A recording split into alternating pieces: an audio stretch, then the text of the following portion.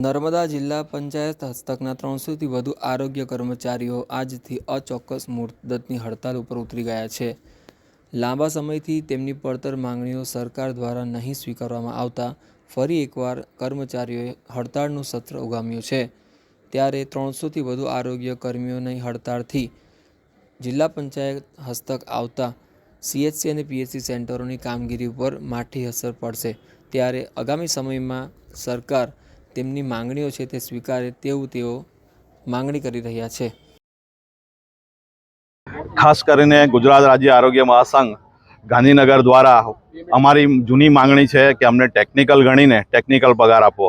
ગત વર્ષે અમારી જે હડતાલ હતી અને એમાં જે અમારી આ માંગણી હતી એ પડતર મુદ્દો હજુ પણ છે અને એના કારણે ફરીથી ગુજરાત રાજ્ય આરોગ્ય મહાસંઘ દ્વારા આજરોજ અચોક્કસ મુદતનું એલાન આપ્યું છે હડતાલનું। અને મુખ્ય મુદ્દો અમારો ટેકનિકલ ગણીને અમને અમારી 4 કેડર છે, જે multipurpose health worker, female health worker, MPHS એટલે કે સુપરવાઇઝર કેડર અને ફિમેલ હેલ્થ સુપરવાઇઝર કેડર, આ 4 કેડરને ટેકનિકલ ગણી ટેકનિકલ પગાર આપવો તથા પાછલા બારણે જે ખાતાકીય પરીક્ષા અત્યારે દાખલ કરી છે તેને રદ કરી અને પ્રમોશન આપવા અને ઉચ્ચતર પગાર ધોરણ આપવું। આ 2 મુખ્ય માંગણી સાથે આજરોજ અમે નર્મદા જિલ્લાના આરોગ્ય કર્મચારી મહાસંઘ પણ અમારા ગુજરાત રાજ્ય આરોગ્ય કર્મચારી મહાસંઘના આદેશ સાથે જોડાયેલા છે।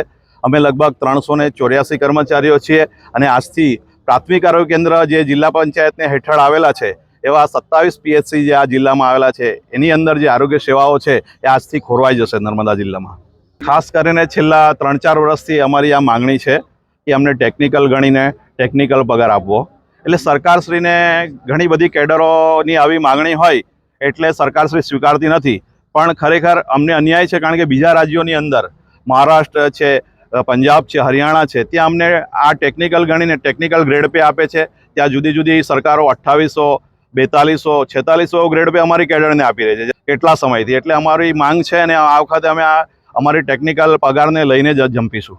જ્યારે અગાઉ 56 દિવસનું અમારું આંદોલન થયું અને એમાં અમારી 2-3 માંગણી સરકારશ્રીએ સ્વીકારી। અમને 130 દિવસનો કોરોના સમયનો પગાર આપ્યો, 4000 સર્વેલન્સ ભથ્થું આપ્યું અને PTA જે 0 કિલોમીટર આપવાનું હતું એ પણ સરકારશ્રીએ આપ્યું। અને એક ટેકનિકલ ગણવા માટે એક 6 સભ્યોની અધિક નિયામકના વડપણ હેઠળ એક કમિટીની રચના કરી હતી। તો હમણાં 6/3/2025ના રોજ અધિક નિયામકશ્રીની જે કમિટી હતી એને પોઝિટિવ રિપોર્ટ આપ્યો છે અને અમને ટેકનિકલ ગણ્યા છે આ 4 કેડરને। તો સરકારશ્રીને અમારી વિનંતી છે કે અધિક નિયામકશ્રીની કમિટીના જે રિપોર્ટ્સ છે એને જલ્દીથી લાગુ કરવામાં આવે।